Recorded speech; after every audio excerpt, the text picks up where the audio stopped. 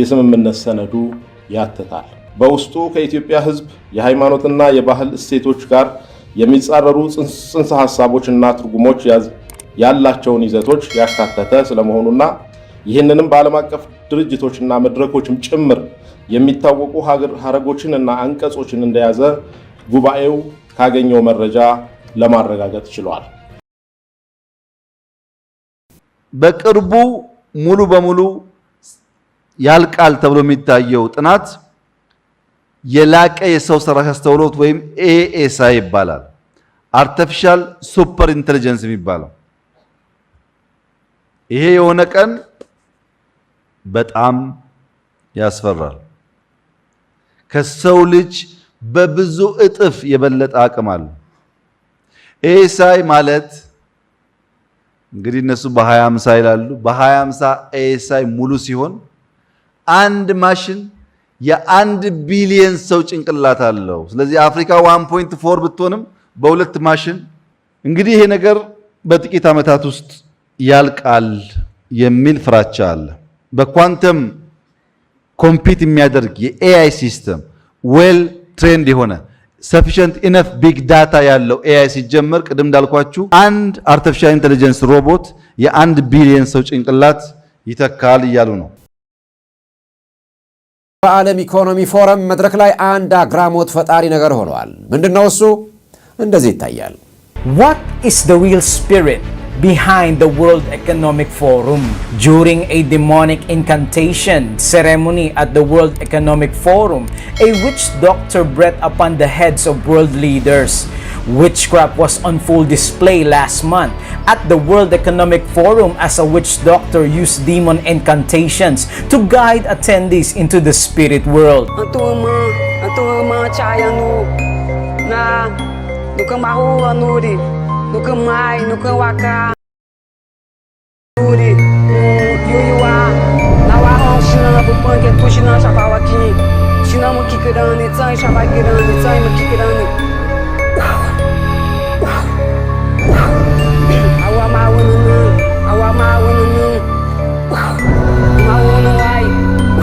Why should I?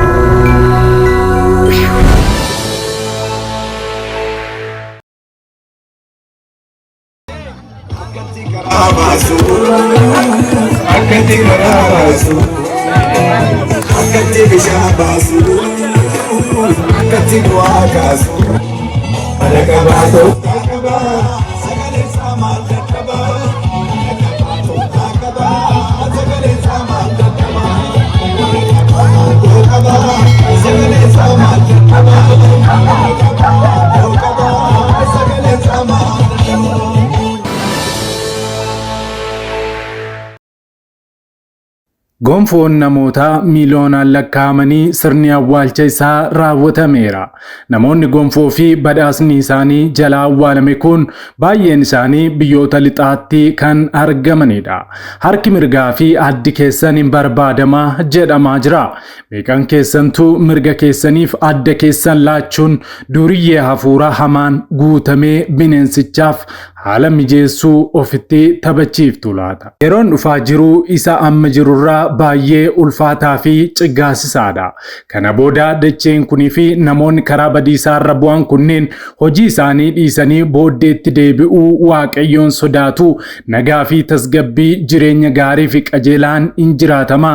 Wanti gurra namaatti tolus hin dhaga'ama jedhee kan yaadu yoo jiraate inni garraamii fi wallaalaadha. Jaabni qulqulluun biyyi lafaa kun waan gadhee irraa isa baay'ee caalaa gadhee ta'etti akka adeemtu nu hubachiisa. Lammaffaa Xiimotewos boqonnaa 3 lakkoofsa 12 hamma 13. Akkasumas karaa Yesuus Kiristoos nama Waaqayyo ta'ee jiraachuu kan hawwu hundinuu ari'atamuuf jira. Namoonni hamoonni warri ija namaa gowwoomsanis isa gadhee irraa gara isa caalaa gadheetti gad in adeemu. Namoota in wallaalchisuu ofii isaaniitiis in wallaalchifamu. Lammaffaa Xiimotewos boqonnaa 3 lakkoofsa 12 hamma 13. Odeessaalee wayitaawaa fi addunyaan keenya irratti argamtu baay'ee kan isin dammaqsuu danda'u jechuudha. Isiniif qindeeffanneerra nu wajjin tura.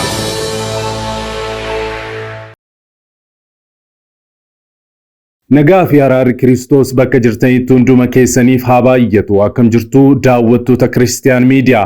Odeessa wayitaawaa yeroo kanaaf isiniif qindeeffannee isin biraan ga'uuf qabannee dhiyaanneerra hamma xumura qophii keenyaatti nu wajjin turaan affeerraa keenya. Yeroo jalqabaaf gara chaanaalii keenyaatti kan dabalamtan subscribe gochuudhaan mallattoo beelii sana fuulduratti isinii ba'u saala tokko gadi tuquun ol kan jettu irra kaawwachuudhaan akkasumas like gochuudhaan yaada keessan ammoo saanduqa yaadaa keessatti nuuf barreessu hin dagatina. Share gochuudhaanis guddina chaanaalii keenyaa keessatti gahee keessan baasiniin jecha karaa fuula websaayitii keenyaa odeeffannoowwan kiristiyaanaa dabalataa barreeffamaa afaan beektan afaan oromootiin akka isin naqqabuuf koomentii jalqabaarra liinkii isinii keenya jiru sana gadi tuquun achiinis maatii taasiniin jenna. Kallattiidhaan gara qophii keenyaatti wal wajjiin hadabarru.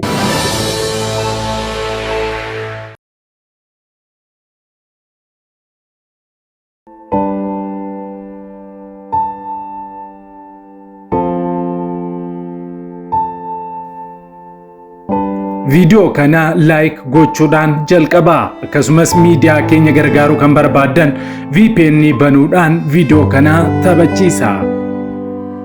Kanaan dura yeroo garaagaraatti addunyaan keenya garamitti adeemaa akka jirtuu fi dararama amantootaa fi waldaa kiristaanaa irra ga'u hordofnee isin biraan ga'uun keenya ni yaadatama.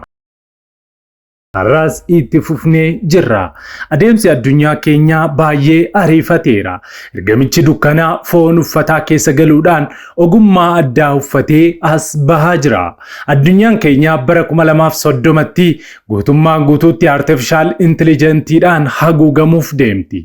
Yoo baay'ee ture ammoo 2050tti guutummaan guutuutti addunyaa keenyarraa kan jiraatanii fi yaaduu fi waa hojjechuu kan danda'an artificial intelligentiidhaan kan hoogganaman superhuman namoota jedhaman ta'u.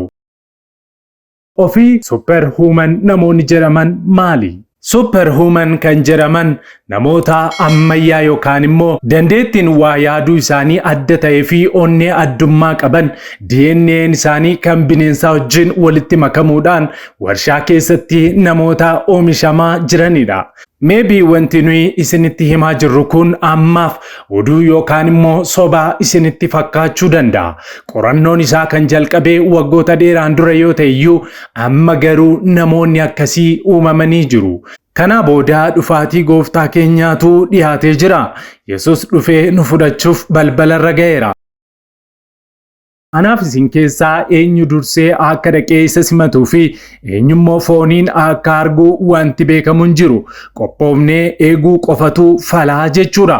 Tibbana oduuwwan naasisaan kiristiyaanota hirriibaa dammaqsanii fi dhaga'amaa jiran hedduudha. Yeroo itti waldaan kiristiyaanaa irriibni itti ho'ee raaftee jirtu kanatti amantoota bineensichi butachuu fi nyaachuuf yeroo ariifatee jiru kanatti odeeffannoowwan yeroon addunyaan keenya irratti dhaga'amaa oolan gooftaatti isin butaa jennee isiniif dhiyeessina.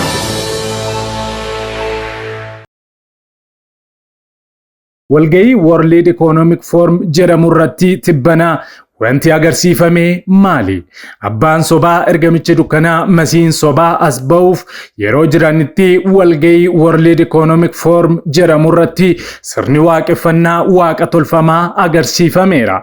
Bara 2030tti sirni addunyaa haaraan ijaarramee akka dhumu himamaas yeroo jirutti waltajjiiwwan garaagaraa irratti amantiiwwan waaqa tolfamaa agarsiifamaa akka jiru ifa bahaa jira. Kanaan dura dhaabbanni mootummoota gamtoomanii amantii waaqa tolfamaa tokko agarsiisuun isaa akkasumas waajjira isaa New Yorkitti argamu fuuldurattis siidaa bineensicha mul'ata Yohaannis keessatti waa'een isaa katabamee dhaabuun eegduu nagaa jedhee moggaasuun isaa isiniif gabaasuun keenya ni yaadatama. Amma ammoo addi keessan yookaan mataan keessanii fi harki keessan mirgaa ni barbaadama fidaa nuun jechaa jiru. Biliyeenerichi lammii Ameerikaa dhalootaan Afrikaa kibbaa ta'e Elon Musk maayikiroochipsii sammuu keessaa awwaalamu mirkaneessuu jalqabeera. Kana jechuun ammoo teeknooloojiin maayikiroochipsii jedhamu kun gaafa sammuu namaa seensifamuu chaarji kan godhamuu danda'u fi dhangala'aa wanta namni yaadu kamiyyuu ittiin milkeessuun danda'amu kan of keessatti qabatudha jedhamaa jira. Maarree tibbanaa guyyaa muraasaan dura maayikiroochipsiin yaaliin sammuu namaa keessa awwaaluu haala gaariidhaan raawwatameera jechuudhaan dhalataan Afrikaa kibbaa lammii Ameerikaa biiliyeenerichi lakkoofsa tokkoffaarratti argamu Elon Musk dubbatee jira. Guyyaa muraasaan dura pirezidaantiin Raashiyaa sanyii dhala namaa Superhuman jedhamu warshaa keessatti DNA bineensaa wajjin walitti makuun oomishamaa jiru jechuun dubbachuun isaanii ni yaadatama. Pirezidaantiin Raashiyaa Vladimir Putin itti dabaluudhaanis warreen maayikiroochipsii sammuu namaa keessa awwaalanii fi namoonni laaboraatoorii keessatti sanyii namaa haaraa Superhuman jedhaman oomishaa jiran gocha naasisaa fi sodaachisaa hojjetaa jiran dhaabuu akka qaban hubachiisanii jiru. Kanaan dura Chaayinaan sanyii namaa filatamoo jedhaman yookaan DNA namaa fi bineensaa walitti makuun sanyii namaa haaraa warshaatti oomishuu jalqabuu ishee dhagahamee akka ture ni yaadattu. Macaafa Henook keessatti akkuma barreeffame Waaqayyo sanyii namaa amma jiru kanarraan kan hafe sanyii namoota uumama haaraa fakkaatanii fi dhedheeroo ta'anii biyya lafaa kanarra jiraachuun isaaniif hin eeyyamamne ammas oomishamuuf yaalamaa jiraatus Waaqayyo ammas hin eeyyamne. Sababa kanaafis sanyiin namaa Waaqayyo uumee alatti uumame kamiyyuu hin milkaa'u. Kana biratti ammoo artificial intelligentiin yookaan AI jedhamuudhaan kan beekamu akka malee ariitii guddaadhaan hojjetamaa jiraachuu isaati. Sodaa namootatti kan uume. Saayintistoonni bu'aa artificial intelligentii malee rakkoo fi balaa nutti fiduu nuuf hin ibsan jechuudhaan namoonni hedduun saayintistoota kana ni komatu. Kanaaf of eeggachuu qabnas jedhanii jiru. Gooftaan keenya Yesus dafee ni dhufa. Kun hundumtuu cinqii fi dhiphuu addunyaan amantoota irraan geessuu fi bineensichaas baasuuf taasisaa jirtudha. በኒውራሊንክ የገጠመው የማይክሮቺፕስ ጉዳይ ነው። አሁን ላይ ስለዚህ ጉዳይ በዘርፉ የተሰማሩ ባለሙያዎች እንደሚሉት ከሆነ ፈጣሪዎቹ በብዛት ጥቅሙን እንጂ ጥፋቱን እየነገሩን አይደለም። ይህ ቴክኖሎጂ በአእምሮ ውስጥ አንዴ ከተገጠመ ራሱን በራሱ ቻርጅ የሚያደርግ ሲልድ ወይንም ደግሞ የማይፈታና የታሸገ ፈሳሽ ወደ ውስጥ የማያሰርግ ሆኖ የተሰራ በመሆኑ ከገመድ ነፃ ሆኖ የኢንተርኔት ግንኙነትን ከስልክ ጨምሮ ከማንኛውም ኢንተርኔት ጋር ግንኙነት እንዲኖረው ተደርጎ የተፈጠረ ቴክኖሎጂ ነው። ታዲያ እንደሚባለው በዚህ ቺፕስ አማካኝነት የሰው ልጅ ያሰበው ማንኛውም ነገር ያለ ንክኪ ተግባራዊ የሚሆንበት ስርዓት እየተፈጠረ ይገኛል። በቅርቡ ሙሉ በሙሉ ያልቃል ተብሎ የሚታየው ጥናት የላቀ የሰው ሰራሽ አስተውሎት ወይም ኤኤስአይ ይባላል። አርቲፊሻል ሱፐር ኢንተለጀንስ የሚባለው ይሄ የሆነ ቀን በጣም ያስፈራል። ከሰው ልጅ በብዙ እጥፍ የበለጠ አቅም አለ። ኤኤስአይ ማለት እንግዲህ እነሱ በ2050 ይላሉ። በ2050 ኤኤስአይ ሙሉ ሲሆን አንድ ማሽን የአንድ ቢሊየን ሰው ጭንቅላት አለው። ስለዚህ አፍሪካ 1.4 ብትሆንም በሁለት ማሽን እንግዲህ ይሄ ነገር በጥቂት ዓመታት ውስጥ ያልቃል የሚል ፍራቻ አለ። በኳንተም ኮምፒት የሚያደርግ የኤአይ ሲስተም ዌል ትሬንድ የሆነ ሰፊሸንት ኢነፍ ቢግ ዳታ ያለው ኤአይ ሲጀመር ቅድም እንዳልኳችሁ አንድ አርቲፊሻል ኢንተለጀንስ ሮቦት የአንድ ቢሊየን ሰው ጭንቅላት ይተካል እያሉ ነው። Gumiin abboota amantaa Itoophiyaa walii galteen mootummaan Itoophiyaa gamtaa Awurooppaa wajjin taasisee mormuu isaanii ni yaadatama. Seexanni deeggarsaa fi gargaarsa deeffatee walii galtee sodoomummaa ulfa baasuu, saala geeddarachuu, barumsa saalqunnamtii daa'imman umuriin isaanii hin geenyeef kennuu fi gadhummaa uummataa Itoophiyaatti fe'uuf karoorfatee kan ture ta'us garuu waliin taanee walii galtee kanas mormuu fi gumii abboota amantaa kana cinaa dhaabbachuu qabna. Hundumti keenya ergaa kana sheer gochuudhaan wal haa dammaqsinu. ይህ በአውሮፓ ህብረትና በአፍሪካ በካሪቢያንና በፓሲፊክ ሀገራት መካከል ለ20 ዓመታት እንዲጸድቅ ታሳቢ ተደርጎ የተከናወነው የንግድና የኢኮኖሚ የትብብር አጋርነት ስምምነት በዋናነት የሰብአዊ መብቶች፣ የዲሞክራሲና የአስተዳደር፣ የሰላምና ደህንነት፣ የሰብአዊና ማህበራዊ ልማት፣ አካታች የሆኑ ዘላቂ የኢኮኖሚ እድገትና ልማት፣ የአካባቢና የአየር ንብረት ለውጥ እና ሰዎች ፍልሰትና የመዘዋወር ጉዳዮች ላይ በጋራ መርህና የየሀገራቱን ፍላጎት መሰረት በማድረግ የስምምነት ሰነዱ ያትታል። በውስጡ ከኢትዮጵያ ሕዝብ የሃይማኖትና የባህል እሴቶች ጋር የሚጻረሩ ጽንሰ ሐሳቦችና ትርጉሞች ያላቸውን ይዘቶች ያካተተ ስለመሆኑና ይህንንም በዓለም አቀፍ ድርጅቶችና መድረኮችም ጭምር የሚታወቁ ሀረጎችንና አንቀጾችን እንደያዘ ጉባኤው ካገኘው መረጃ ለማረጋገጥ ችሏል። ለአብነትም በስምምነቱ አንቀጽ 36 ንዑስ 2 የተጠቀሰው የወሲብና የተዋልዶ ሴክሹዋል ሪፕሮዳክቲቭ ሄልዝ ኤንድ ራይትስ የሚለው ሐረግ በቀጥታ ከግብረ ሰዶም መብቶች፣ ከጾታ መቀየር፣ ከውርጃ፣ ሁሉን አቀፍ የወሲብ ትምህርትና ግልሙትናን ህጋዊ ከማድረግ ጋር በቀጥታ የተያያዘ በመሆኑ በአውሮፓ ፓርላማና በዓለም የጤና ድርጅት የመረጃ ምንጮች ላይ በግልጽ መቀመጡ። በስምምነቱ የአፍሪካ ፕሮቶኮል አንቀጽ 40 ንዑስ ቁጥር 6 ላይ በአህጉሪቱ ለሚገኙ ልጆችና ታዳጊዎች ሁሉን አቀፍ የወሲብ ትምህርት ኮምፕሬሄንሲቭ ሴክሹዋሊቲ ኤጁኬሽን የተባለ እጅግ አደገኛ ይዘት እንዳለው የተረጋገጠውን የወሲብ ትምህርት እንዲማሩ አስገዳጅ መሆኑ፣ ለዚህም በዩኔስኮ የተዘጋጀውና እጅግ አደገኛ ይዘት እንዳለው የተረጋገጠውን መተግበሪያ ኢንተርናሽናል ቴክኒካል ጋይዳንስ ኦን ሴክሹዋሊቲ ኤጁኬሽን በስም ተጠቅሶ መቀመጡ። በቅርቡ የኢትዮጵያ ሃይማኖት ጉባኤ ግልጽ የሆነ በሀገራችን እየተሰራፋ የመጣው የሞራል ውድቀትን በተመለከተ በጠራው ጋዜጣዊ መግለጫ ለመስጠት ባልተለመደ መልኩ ከጥቂቶች በቀር የተገኘ ባለመኖሩ መጪውን ዘመን ቆለጭ አድርጎ ያሳያል በማለት ትዝብታቸውን የሰጡ ነበሩ።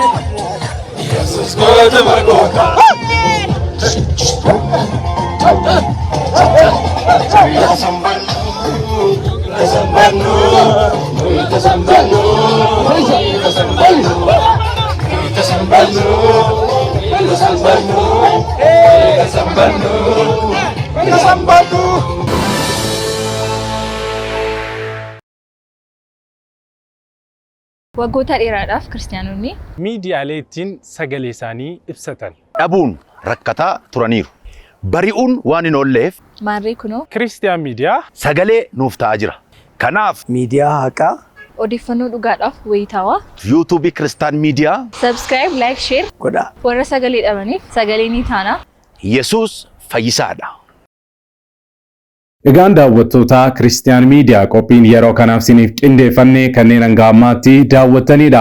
Yeroo jalqabaaf yookaan qophii keenya walakkaatti gara chaanaalii keenyaatti kan dabalamtan subscribe gochuudhaan mallattoo beelii sana fuulduratti sinii ba'u ala tokko gadi tuquun ol kan jettu irra kaawwachuu akkasumas like share gochuun saanduqa yaadaa keessatti immoo yaada keessan nu kaa'uu hin dagatina. Dabalataan karaa fuula weebsaayitii keenyaa www.christiannewsethiopia.com odeeffannoowwan kiristiyaanummaa afaan beektan afaan oromootiin argachuu hin dagatina isiniin jenna. Liinkii isaa koomentii jalqabaarra isinii keenya. Sa'aatii muraasaa booddee odeeffannoo haaraaf gara biraatiin amma deebinee ol arginutti turtii gaarii isiniif haa ta'u. Nagaan tura.